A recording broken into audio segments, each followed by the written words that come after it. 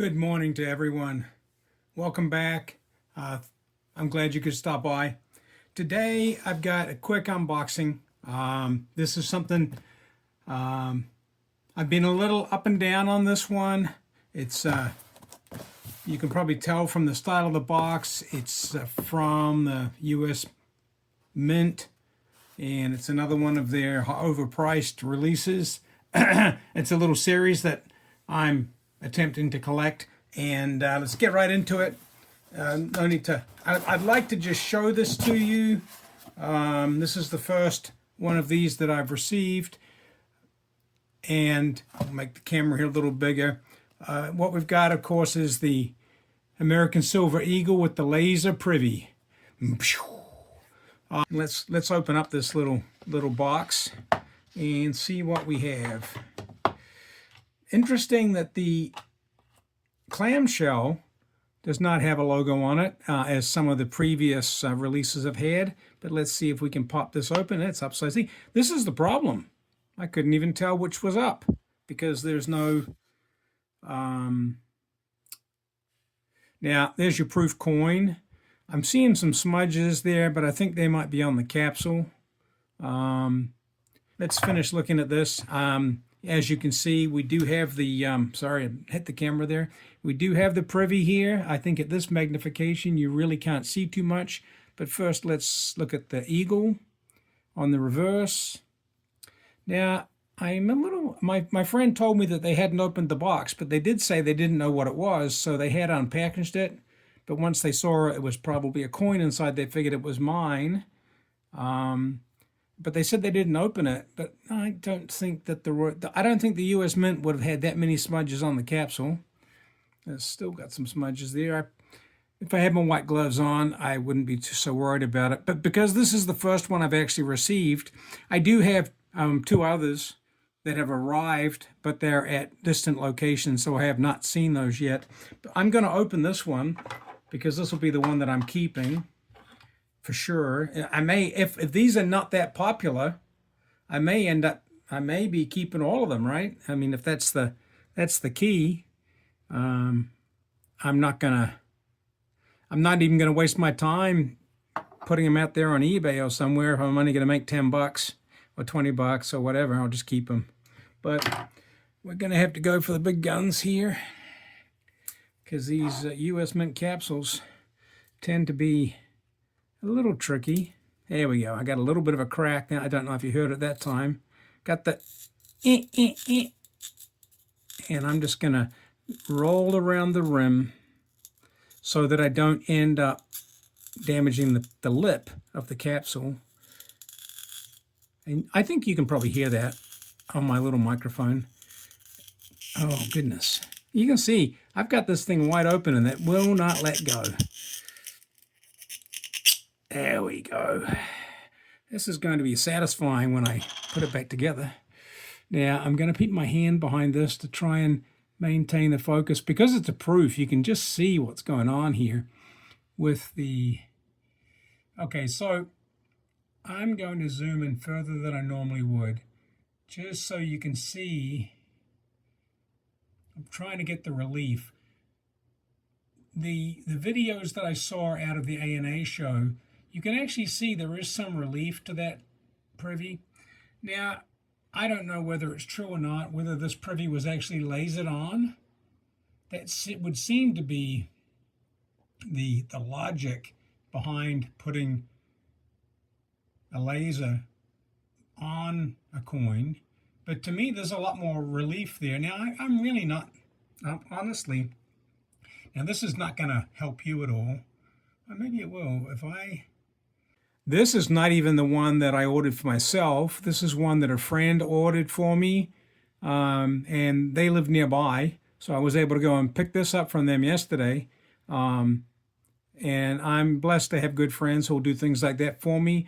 I have a lot of friends who are intrigued by my madness with silver and gold, but they really have no interest themselves. You know, every one of them says, oh, I had an uncle or a grandparent or somebody and had some coins, but they have no interest in actually owning them themselves. And if they do get them in inheritances or gifts, they quickly lose them, misplace them. So I don't think I'm taking advantage of them in any way. In fact, I do plenty of favors for them. They do favors for me. We've dug holes in each other's yards before, borrowed vehicles, carried heavy things.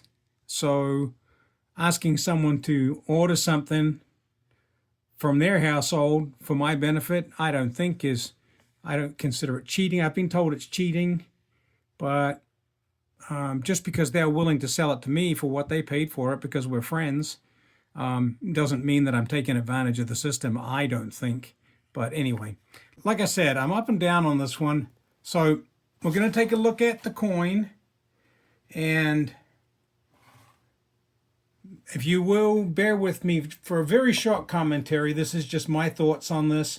The Privy coins have been pretty popular, pretty successful with the low mintages, whether it's the 500,000 with the first 50,000 graded, or whether it's these more recent ones with the Army Privy, and now the Laser Privy being 100,000 mintage, and then one per household limits and so on and so forth.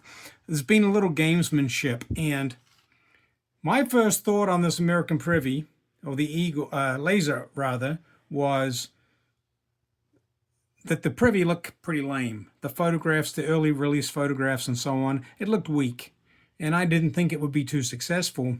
And then there was a lot of hype about it.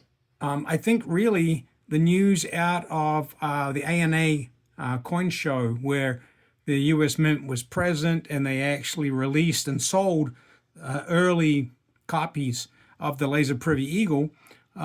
So the reports were that it looked just beautiful in the hand, and the Privy was pretty impressive, a lot of detail and so on. And so I got a little more excited about it, and I was, along with everyone else, had no problem ordering these because they just didn't sell out.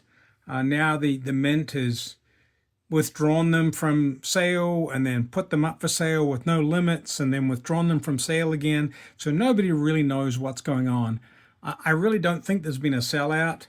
These are already listing pre-order on the secondary market for less than everybody would have expected. I think yesterday I was seeing them for like $175, with the initial release price, including shipping, was $110. So really not a lot of margin there. There's quite a few websites pre-selling graded copies, which I'm hoping to be able to get, so long as the prices don't become ridiculous, just because I'm getting at least one graded of each of these Privy coins for a little bit of a collection. Anyway, I've talked too much. That was my commentary. I don't know. You tell me how you feel once you see this on the camera, and I'll tell you what I think. I'm happy to have it. I mean, $110. I've paid a lot more than that for some American Eagles before, depending on the reason or the logic or whatever. So we've got the 1 ounce silver proof coin, certificate of authenticity from the Mint. Of course, it's a standard proof American Silver Eagle. And I guess, I think you've heard me say before, I love proof coins. I do like the proof Eagles. They're my preference. I'm not much interested in Business Strike or BU Eagles that are super expensive because of their, low mintage or whatever. I'd still much rather have a proof, and even if the proofs sometimes aren't as valuable. So anyway, we've got the standard Eagle. There's the COA with all the normal information. You can hear the tight capsule giving up its purchase. Sorry, I don't mean to be dramatic. It didn't do any damage. We'll see if that was enough. I feel it was. My fingernail can probably do the rest. Wow. I'm being careful because this, obviously it is an overpriced piece of silver, and I don't want to damage the capsule or the coin. No need to rush. I'm sorry if I'm keeping you from something. Please stick around so you can take a look at this with me. Wow. Okay, there we go. I'm sure I've got it this time. Good Lord, maybe not. If it wasn't quite so collectible or expensive, I would just rip it open. But then it would fly across the room and the coin would bounce